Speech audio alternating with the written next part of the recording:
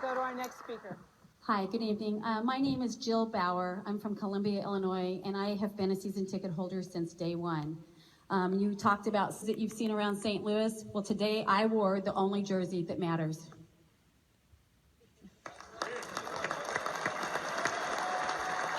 Mike. 20 years ago, I put a lot of faith in the NFL by sending a check to some P.O. box for the right to buy a seat in a stadium that wasn't built for a team that wasn't even here. And the NFL delivered. Today, the NFL is considering letting Stan Kroenke move the team back to Los Angeles. I want to know how closely it's going to follow its own guidelines in this process.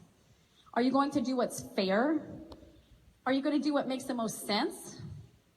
Or are you going to let an owner buy his way into what he wants, no matter how it impacts a city full of fans who has supported this team since day one, financially and emotionally, through many, many bad seasons?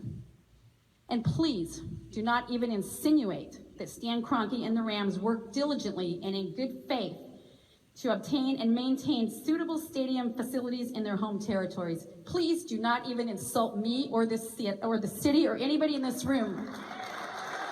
Come on. My question is this: are you going to throw out 3 NFL cities to satisfy one? And if the NFL does not value St. Louis enough to keep the Rams here, what kind of message are you sending to Cleveland and Jacksonville and Detroit and Carolina? Smaller markets and many without the support the Rams have in St. Louis. I want you to look me in the eye and tell me what my loyalty is worth to the NFL. If you could please do that.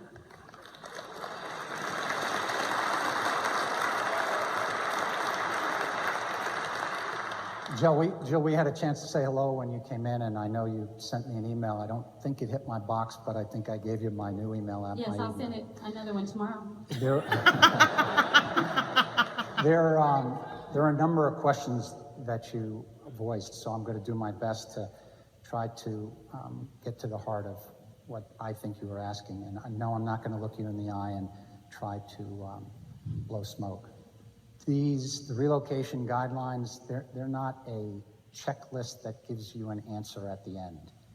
We are not the voters. The 32 owners are the voters. These are subjective things. When you ask the question, has someone negotiated in good faith? I've been working around the NFL for 25 years. I've been an employee for almost 10 or 11. In the stadium negotiations that I've seen and been a part of, sometimes the owners are directly involved and sometimes they're not. The recipe for success is to produce a project which is attractive. There's a role for the league when an owner either doesn't want to engage or chooses not to because that's a negotiating style. And that role for the league is to do our best to negotiate in the place of the team. And that's what we've been doing. This is not the first time we've done it. This won't be the last time we've done it. And a number of places we've done it have teams in stadiums.